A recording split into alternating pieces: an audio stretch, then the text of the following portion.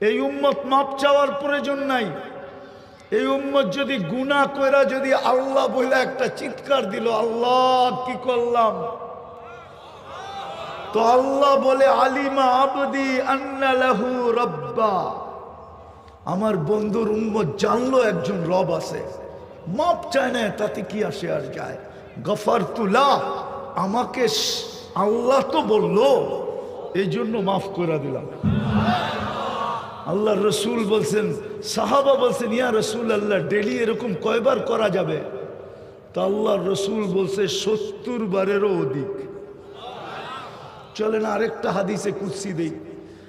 এই উম্মত গুনাহ ভাবতে ভাবতে ভাবতে ভাবতে নিজের গুনাহকে চিন্তা করতে করতে ভিতর থেকে যদি হায় বাহির হয়, হায় করলাম কি, কসম খোদার, হায় বলতে দেরি, আল্লাহ চিৎকার দিয়া বলতে দেরি করে না, মানাহতু ইলাইকা রিদওয়ানি, আমি তোকে রেজার চাদর দিয়া ডাইকা দিলাম, আল্লাহতু ইলাইকা গুফরানি, আমি তোকে মাগফিরাতের ভিতরে ডুবায়া দিলাম, ওয়া কুলতু লাকা লা তাহজান, কাছে আয়া আল্লাহ বলতে থাকে চিন্তা করিস না, গফারতু লাকা যুনুবা ওয়াল আওসার, তোর সব গুনাহ মাফ করে দিলাম, ওয়ালি আজলিকা সাম্মাইতু নাফসি আল আজিজুল গফফার, তোর জন্যই তো আমি আজিজুল গফফার নাম ধারণ করছি, নাইলে তো আমার আজিজুল গফফার হওয়ার দরকারই ছিল না, আমি তো তোর জন্যই গফফার।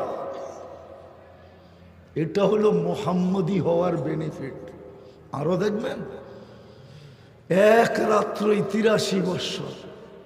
কয় রাত্র? কয় রাত্র? এক রাত্র না, 83 বৎসর না। আরে জানেন 83 বৎসর কোন রাত্র? লাইলাতুল 83 বৎসর 4 মাস। 80 বৎসর বাঁচার পরেও যদি মরা যান, আর আল্লাহ যদি জিজ্ঞাসা করে, ওই বুইরা কি নিয়ে আসছিস, আপনি বুক ফুলায় বলতে পারেন এক রাত্রে একটা হিসাব দিয়া নেই, বাকিটা পরে দিব নে। আল্লাহ যদি বোঝে এক রাত্রের হিসাব মানি, এক রাত্রই তো 83 বৎসর 4 মাস ছিল, আমি 80 বৎসর দুনিয়ায় ছিলাম, 80 থেকে 80 বাদ দিয়া দেন, আপনি আমার কাছে পাওনা না, তারপরও 3 বৎসর 4 মাসের পাওনা, আমাকে পাওনাটা দিয়া দেন, এটুক দিয়ে আমার চলবে। এটা কোন কারণে পাইলেন? হ্যাঁ, অথচ বললে তো একজনও বলতে পারবেন না। কয়জন আছে এখানে ডেলি 200 বার দুরূদ পড়েন?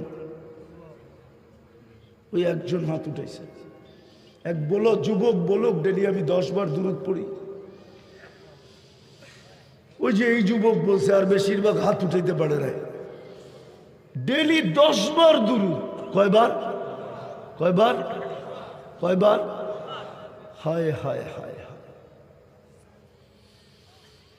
10 বার দুরূদ পড়লে 10 বার 100টা রহমত, 100টা গুনাহ মাপ, 100টা পজিশন উপরে ওঠে।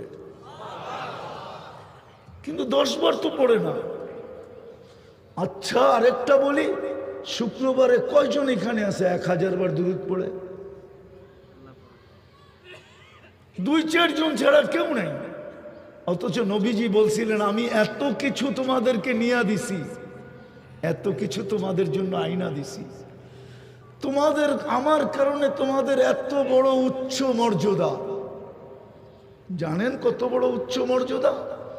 এই উম্মতকে আল্লাহ কিয়ামতের দিন মাঠে দাঁড় করাবে না।